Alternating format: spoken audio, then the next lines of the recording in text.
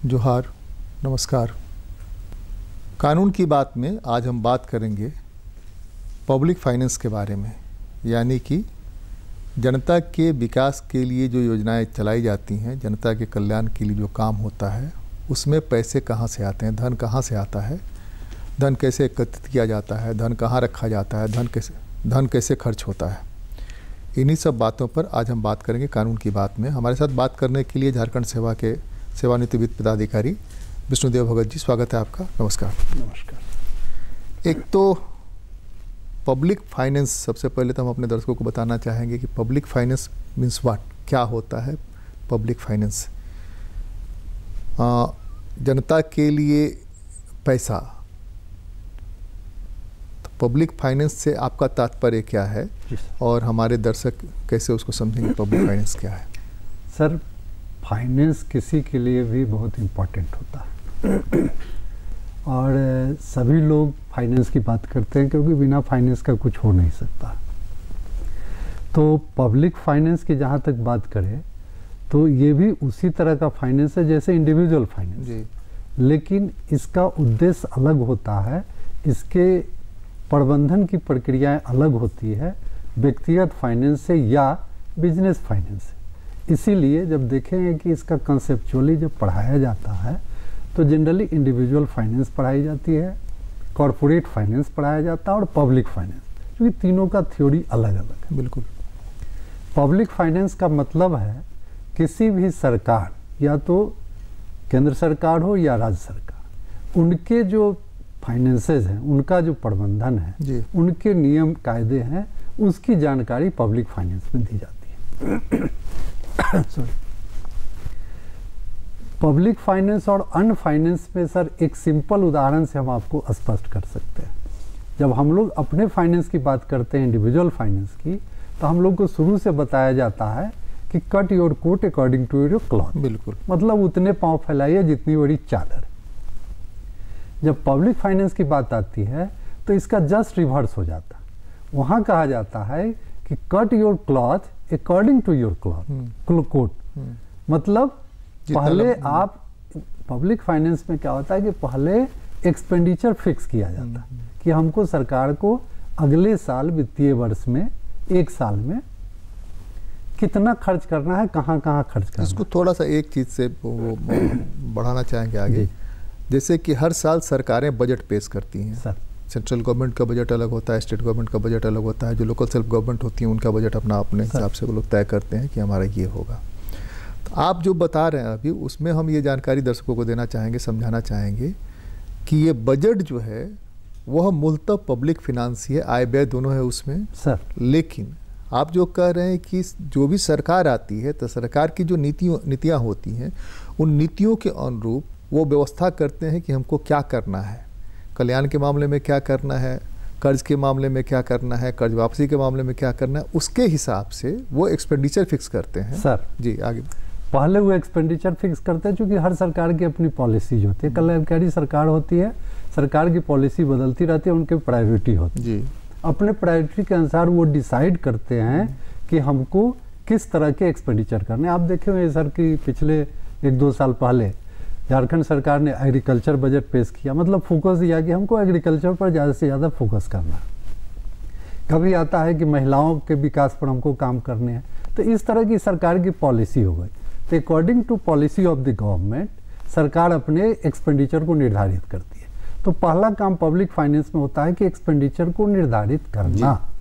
जब एक्सपेंडिचर निर्धारित हो जाता है उसके बाद ये प्रयास किया जाता है कि इस एक्सपेंडिचर, ये जो खर्चे हैं, इसको मीट करने के लिए पैसा कहाँ से आए और उसके अनुसार वो पैसे जुगाड़ करने का प्रयास किया जाता है। तो आपको बेसिक बात बता दें कि व्यक्तिगत फाइनेंस और पब्लिक फाइनेंस में मोटे तौर पर ये अंतर है कि व्यक्तिगत फाइनेंस में पहले हम लोग इनकम देखते हैं कि इनकम है उसके अनुसार खर्च करते हैं। पब्लिक फाइनेंस में पहले एक्सपेंडिचर व्यय निर्धारित होता है, देन उसके लिए आय की व्यवस्था की जाती है, पैसे कहाँ से जुटाए। अब झारखंड बनने के 2-3 साल तक, मुझे लगता है कि 3 तक संभवतः, जब तक मृगेंद्र प्रताप सिंह वित्त मंत्री थे सर, तो उस समय तक फ़ायदे का बजट पेश किया जाता रहा। और जब फ़ायदे का बजट पेश होता था तब भी विधानसभा में बहुत हंगामा होता था कि आप जो है लाभकारी बजट कैसे पेश कर रहे हैं। ऐसा नहीं कि उस समय योजनाएं नहीं थी। तो ये दोनों का, चूँकि आप कह रहे हैं कि व्यक्तिगत फाइनेंस में आदमी उतना ही पैर फैलाता है जितनी लंबी चादर है, यहाँ कह रहे हैं कि पहले एक्सपेंडिचर फिक्स करते हैं तब वो फिक्स करते हैं। तो ये पैसे का एडजस्टमेंट कैसे होता है? सर अभी जो आप बात पूछे जी कि सरप्लस बजट होता था, तो सरप्लस बजट को क्रिटिसाइज किया गया। अभी जैसा हम बताएं क्लियर है, सरप्लस बजट होगा इसका मतलब है कि आपकी आमदनी, सरकार की आमदनी खर्च से अधिक है। आप पैसा ज़्यादा उगाही कर रहे हैं, पैसा ज़्यादा अर्न कर रहे हैं सरकार के लिए, खर्च कम कर रहे हैं। तो पैसा की, सरकार का पैसा उगाही पब्लिक से होती है और खर्च भी पब्लिक के लिए होता है। तो अगर सरप्लस बजट बनाते हैं तो यह सरकार के लिए, सर किसी भी कल्याणकारी सरकार के लिए उचित नहीं माना जाता, क्योंकि ये माना जाता है कि सरकार पैसे खर्च नहीं कर रही है। विजन नहीं है, क्योंकि उन लोगों ने उसके लिए कोई योजना नहीं ली, इसीलिए कुछ पैसा बच गया उनका। अगर वो होता तो और सारी योजनाएं लेते। और ये सरकार की पॉलिसी, उस पर तो हम बहुत कमेंट नहीं कर सकते हैं कोई, लेकिन ये मोटे तौर पर कह सकते हैं कि सरकार सरप्लस बजट बना रही है, इसका मतलब कहीं ना कहीं विकास का काम बाधित हो रहा, नहीं हो रहा, और होना चाहिए। माने अगर पैसा है तो उसको एक्सपेंडिचर होना। एक जो साइकिल चलता है कि सरकार विकास करेगी तो विकास जहां होगा उससे सरकार के पास पैसा लौट करके आएगा विभिन्न माध्यमों से। टोल टैक्स लगाइए या रोड टैक्स लगाइए या जो भी करिए, तो विभिन्न माध्यमों से लौट करके आएगा। और एक होगा कि विकास कम करके, यानी कि जितना हमारे पास पैसा है उसी के हिसाब से अगर हम विकास करते हैं तो वो पैसा लौट के नहीं आएगा। तो दोनों में सामंजस्य अगर बिठाएं तो अभी जो झारखंड सरकार का 20 साल के आसपास गुजर गया, इस 20 साल में हमको लगता है कई लाख करोड़ रुपए कर्ज हो गया है विभिन्न संस्थाओं का। तो ये सरकारें कर्ज कैसे चुकाती हैं? वित्तीय प्रबंधन है तो पहला तो ये है कि आमदनी कहाँ से होगा, सरकार के आमदनी के सोर्सेज क्या है? जी, वित्तीय प्रबंधन के बारे में थोड़ा सा बताएंगे सर, कि सरकार का जो पैसा आता है उसके मोटे तौर पर कहें तो 3 स्रोत है। एक तो है सर की कर का स्रोत, प्रत्यक्ष और अप्रत्यक्ष कर, जो भी कर है, कर से जो आता है पैसा वो है। कर में भी 2 कंपोनेंट है, राज्य सरकार का, झारखंड सरकार का अपना जो कर इनका है वो है, और दूसरा जो केंद्रीय कर हम लोग जमा करते हैं, जैसे इनकम टैक्स जमा करते हैं या कॉर्पोरेट टैक्स जमा करते हैं, इस तरह का जो सरकारी केंद्रीय कर है उसमें भी एक शेयर मिलता है राज्य सरकार को। वो हर 5 साल पर जो फाइनेंस कमीशन बैठती है वो फार्मूला फिक्स करती है, अकॉर्डिंगली उससे हमको पैसा आता है जी। तो कर में 2 कंपोनेंट हो गया, एक अपना कर, जैसे अपने यहाँ झारखंड में देखिए सर वैट लगता था, सेल टैक्स लगा, वैट लगा, या जीएसटी हो गया। तो ये जीएसटी जो भी लगता है उसका आधा पैसा केंद्र सरकार को जाता है, आधा राज्य सरकार को मिलता है। उसके बाद रजिस्ट्रेशन है वो कर में आता है, ट्रांसपोर्ट का है वो कर में आता है, स्टेट एक्साइज है उससे आता है, लगान जो रेवेन्यू है उससे आता है। तो ये सब जो टैक्स है, इस टैक्स से हमारा एक सोर्स है आय का। दूसरा कंपोनेंट हो गया जो केंद्र सरकार अपने शेयर से कर का जो शेयर देती है वो हमारा स्रोत है। तो ये हमारा टैक्स का स्रोत होता है। दूसरा स्रोत नॉन टैक्स का भी है, जैसे झारखंड में आपको मिनरल पर जो रॉयल्टी मिलता है वो हमारा बहुत बड़ा क्रंच है, बहुत बड़ा स्कोप है, जिससे कि नॉन टैक्स में आता है। तो नॉन टैक्स में या कोई फी लग गया या कुछ इस तरह का है, या कुछ ऐसे हमारे इंडस्ट्रीज हों, या सर माइनर मिनरल्स है वो जो बिकता है, आयरन ओर है या पत्थर है, ये सब जो बिकता है, बालू की नीलामी होती है, तो ये सबसे जो पैसा आता है हमारा नॉन टैक्स सोर्स में आता है। तो ये भी हमारा एक स्रोत है। तीसरा जो स्रोत है मेन हमारा, वो भारत सरकार हमको अनुदान के रूप में अनुदान जो देती है, वही एक स्रोत है हमारा। तो ये 3 मोटे तौर पर हमारे स्रोत हैं आय आने के, यही 3 हमारा स्रोत है। नहीं तो बजट जब हम बनाते हैं तो बजट में अनुमानित आय और अनुमानित व्यय की बात होती है, इसीलिए आमतौर पर 2-3 जब भी सेशन होता है उस सेशन में पूरक बजट लाया जाता है। अब तो बताते हैं सर उस पर थोड़ा, चूंकि टेक्निकल मामला है, थोड़ा सा इसको स्पष्ट कर लिया, थोड़ा क्लियर करना। देखिए सर, बजट की जो बात कर रहे हैं हम लोग, तो बजट है क्या? बजट किसी भी सरकार का या झारखंड सरकार के अगले वित्तीय वर्ष का मतलब है कि सर 1 अप्रैल से लेकर के 31 मार्च जी। अगर हम कहें कि बजट वित्तीय वर्ष 2020-21, इसका मतलब हुआ कि 1 अप्रैल 2020 से लेकर 31 मार्च 21 तक का पीरियड जो कहलाएगा वो एक वित्तीय वर्ष का है। अभी बजट बन रहा है, अभी जो बजट पेश हुआ है ये 21-22 के लिए हुआ। 21-22 का मतलब हुआ कि सरकार 21-22 में अपना एनुअल फाइनेंशियल स्टेटमेंट देती है।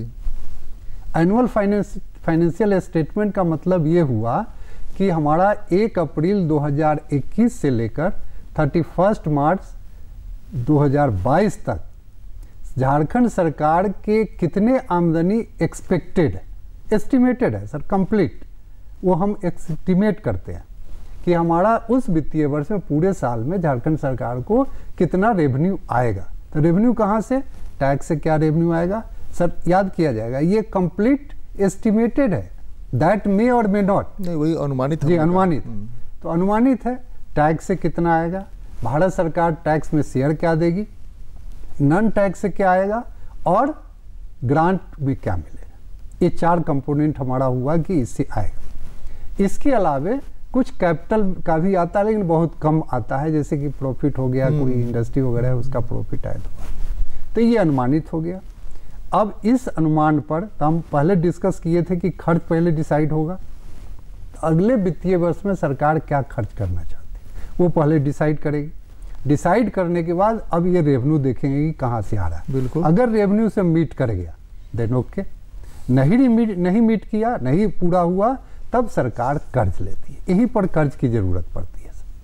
जैसे पिछले बजट का देखें जो अभी 20-21 का चल रहा है सर, हम लोग का बजट लगभग 86,000 करोड़ रुपए का था। 86,000 करोड़ रुपए में लगभग 75,000 करोड़ रुपया हम लोग इस चारों स्रोत से आ रहा था, अनुमान किए थे कि आ जाएगा। लगभग 11,000 करोड़ रुपया हम लोग को लोन लेना पड़ा। लेने की मैंने उम्मीद की, अभी देखिए 31 मार्च तक कितना ले पाते हैं वो अभी श्योर नहीं है, लेकिन अनुमानित है। अब खर्च की बात जब करेंगे सर कि खर्च कहाँ होता है, तो देखिए 3 खर्च हमारे लिए बहुत इंपॉर्टेंट है जिसको हम 1 रुपया भी कम नहीं कर सकते। पहला तो हमारा कि इंटरेस्ट पेमेंट, जो हम पिछले वित्तीय वर्ष में लोन लिए हैं उस पर हमको इंटरेस्ट चुकाना पड़ता है, तो इंटरेस्ट हमारा कमिटेड है, उसको हमको देना ही है, पैसा हो नहीं हो ये खर्च करना पड़ेगा। तो एक इंटरेस्ट पेमेंट हमारे लिए मस्ट है। दूसरा एम्प्लॉय का सैलरी मस्ट है, और तीसरा पेंशन जो हमारे रिटायर्ड कर्मी हैं उनका। ये 3 राज्य सरकार का कमिटेड एक्सपेंडिचर है जिसको वो कम नहीं कर सकती। ठीक है, तो ये तीनों को अगर देखें तो इसमें हम कम नहीं कर सकते हैं। इसके अलावे कार्यालय चलाने के लिए कार्यालय एक्सपेंडिचर है, ये सब है, प्लस कल्याणकारी योजनाएं हैं। इन सारी खर्चे जो है, इन सारी खर्चे से कोई मैंने देखिए जनता को लाभ होता है, लेकिन कोई ऐसा काम नहीं हुआ जिससे फ्यूचर प्रोस्पेक्ट बहुत बढ़ जाए। अब फ्यूचर प्रोस्पेक्ट के लिए क्या होता है, डेवलपमेंट का काम। अगर नया रोड बनाते हैं, इंफ्रास्ट्रक्चर डेवलप करते हैं, तो उससे क्या होगा कि आपका बिजनेस फ्लोरिश करेगा, आपके राज्य का उन्नति होगी। वो भी इम्पोर्टेंट होता है जिससे कि आप अपने राज्य का विकास कर सकते हैं, तो उसके लिए पैसा चाहिए। तो अगर ये सारे खर्चे हमारे मीट हो गए अपने सोर्स से, तो हमको उसके लिए लोन लेना पड़ेगा। लोन नहीं लेंगे तो हमारा इसी खर्च में सारा पैसा खत्म हो जाएगा, तो हम विकास का काम नहीं कर सकते हैं। तो लोन यहाँ जरूरत पड़ती है। जैसे पिछले बजट 11,000 करोड़ रुपए, जी पिछले वित्तीय बजट का हम अगर थोड़ा सा फिगर दे दें तो आपको बता दें कि जब 86,000 करोड़ रुपए का हम लोग मैंने मोटा मोटी हम देख रहे हैं, एग्जैक्ट फिगर नहीं बता रहे हैं, 86,000 करोड़ का बजट था, उसमें सर 73,000 करोड़ रुपया हमको नॉन डेवलपमेंट में खर्च हुआ। केवल 13,000 करोड़ रुपया ही हम विकास के कार्य में ये इंफ्रास्ट्रक्चर पर खर्च कर सके, और 11,000 रुपया हम लोन का एक्सपेक्ट कर रहे हैं। तो सर अगर 13,000 भी करते हैं तो 11,000 लोन नहीं लेंगे तो 3,000 बचता है, तो हम नहीं कर पाएंगे। दैट्स वाई हमको लोन लेना पड़ेगा। सर। तो वही वित्तीय प्रबंधन के बारे में जानना चाहते हैं। जो 11,000 करोड़ रुपया है तो वो प्रबंधन कहाँ से हुआ, कहाँ से व्यवस्था की गई उसकी 11,000 करोड़ रुपए की? हाँ, उसके लिए रिजर्व बैंक से मार्केट मांगा, बोर्डिंग। सेंट्रल से मांगा या नहीं मार्केट सर, से बोरो किया, कैसे वो बोरो मार्केट किया? बोर्डिंग करते। दूसरे की जो आप कह रहे हैं उसमें एक और चीज़ समझने और समझाने की जरूरत है, वो ये कि जो इंटरेस्ट हमको अनिवार्य रूप से पे करना है, जो 3 पेमेंट है वो रुक नहीं सकता है, जो आप ही ने बताया। पेंशन है, जो कार्यालय खर्च है और जो वेतन है, उसमें कोई कटौती नहीं हो सकती है। तो ये जो पैसा हुआ 11,000 करोड़ रुपए में से, ये पैसा अगर हमने लिया नाबार्ड से लिया या दूसरी संस्थाओं से लिया, जहाँ से भी हमने बोरो किया, उसको चुकाएंगे तो सिर्फ इंटरेस्ट पर तो बात बनती नहीं है। हमने उससे 10 साल के लिए लोन लिया, 5 साल के लिए लोन लिया, चुकाएंगे कैसे? चुकाने का क्या रास्ता है? या हर साल हमारा कर्जा बढ़ता ही चला जाएगा और हम मान लें कि सिर्फ इंटरेस्ट चुकाना है, कर्जे की बात मूल छोड़ दी? नहीं सर, जो भी लोन लेते हैं हम लोग, उसमें एक हमारा राज्य सरकार की पॉलिसी है कि हर साल इंटरेस्ट तो हम पे करते ही हैं और प्रिंसिपल का भी अमाउंट पे करते हैं। वो एग्रीमेंट रहता है लोन लेने की कितना दिन में पेमेंट करना। तो बजट देखेंगे सर, बजट का फिगर तो आपको दिखेगा कि प्रिंसिपल भी चुकाती है सरकार, हर साल कुछ कुछ चुकाते जाती है। और अगर पैसा सर, मेन प्रॉब्लम कहाँ होता है कि लोन लेकर अगर आप इंफ्रास्ट्रक्चर तैयार करते हैं तो वो आपके राज्य के लिए फायदेमंद है। उसमें एक चीज़ और हमको बता दिया जाए कि हमने जो प्लान किया कि 5 साल के लिए, 1 साल का जब बजट बनाते हैं तभी 5 साल के लिए रख लेते हैं कि 5 साल में योजना पूरी होगी, उसके लिए फिनांस की व्यवस्था होती है। इस साल पूरी हो जाएगी, अगले 2 साल में पूरी होगी। तो ये अगर नहीं हो पाया सड़क बनाने का काम, स्टेडियम बनाने का काम, तो ये नहीं होने के क्या नुकसान है?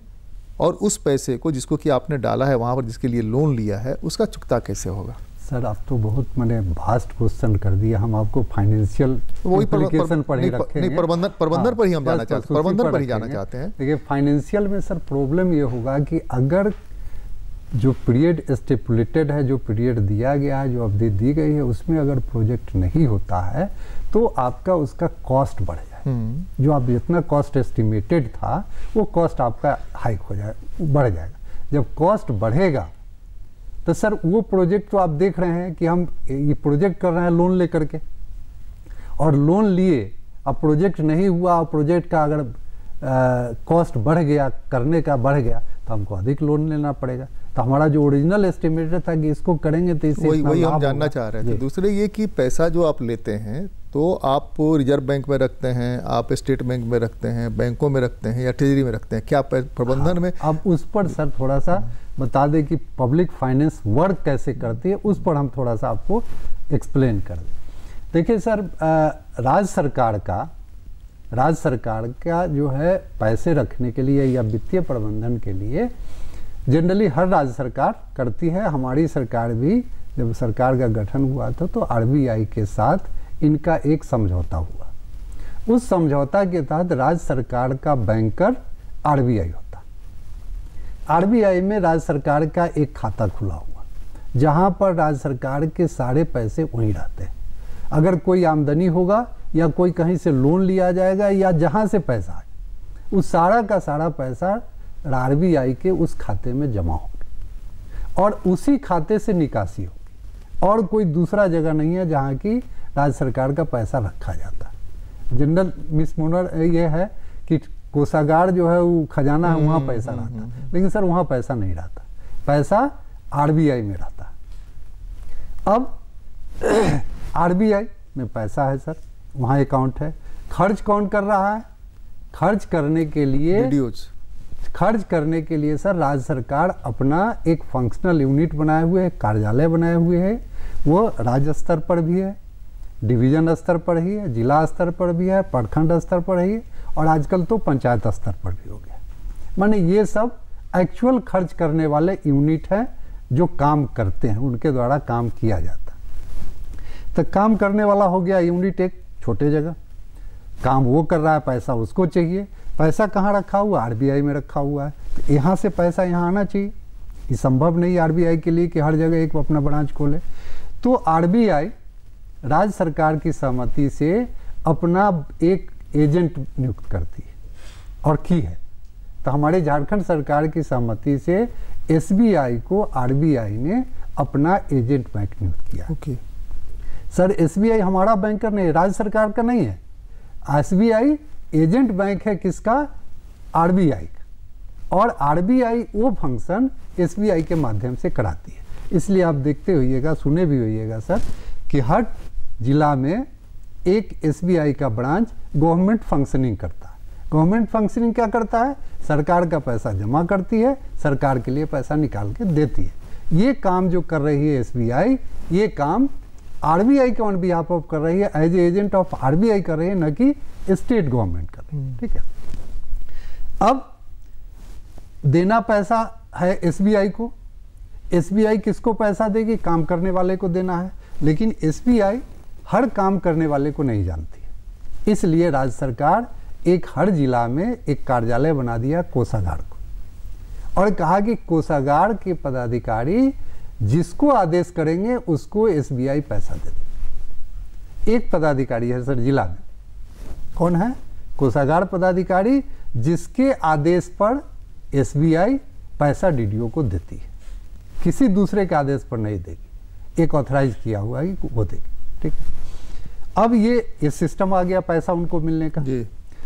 इसका हिसाब रखने के लिए राज्य सरकार का हिसाब रखने के लिए एजी ऑफिस है जो हिसाब रखती है, उनका अकाउंट करती है, जी कितना पैसा निकला, आरबीआई से भी हिसाब लेती है और इधर ट्रेजरी से भी हिसाब लेकर के दोनों मैच करा के राज्य सरकार को इंटरनल भी तो मॉनिटरिंग की व्यवस्था है ना। सब तमाम डिपार्टमेंट्स में अलग अलग यूनिट्स जो है वहाँ पर मॉनिटर करने के लिए कोई ना कोई तो जैसे डीडीओज नियुक्त होते हैं जी, उसी तरह से फाइनेंस को कंट्रोल करने के लिए बहुत इंपॉर्टेंट है सर जी। एक्चुअली फाइनेंस में क्या होता है सर कि बजट, जब बजट पास होता है तो हर विभाग का बजट, विभाग का पूरे बजट उनके कार्यालय में जो हेड ऑफिस है वहाँ चला जाता है, और हर कार्यालय हेड ऑफिस में एक बीसीओ होते हैं, बजट कंट्रोलिंग अफसर, जनरली सर वो सेक्रेटरी होते हैं, उनके लॉगिन में आता है और वो पैसा बांटते हैं डीडीओ को। तो पैसा देते हैं डीडीओ को, खर्च करता है डीडीओ, लेकिन बजट कंट्रोलिंग अफसर और डीडीओ के बीच में एक पदाधिकारी होता है जिसको नियंत्रित पदाधिकारी करता है। उनका काम होता है डीडीओ पर नियंत्रण रखना, उनके खर्च को नियंत्रण करना। तो ये तो इंटरनल एक हो गया विभागीय। दूसरा नियंत्रण का एक तरीका है सर कि वित्त विभाग हर जिला में एक कार्यालय बनाए हुए डिस्ट्रिक्ट अकाउंट्स ऑफिस का, जिसका काम है कि हर कार्यालय का ऑडिट करना, खर्चे का।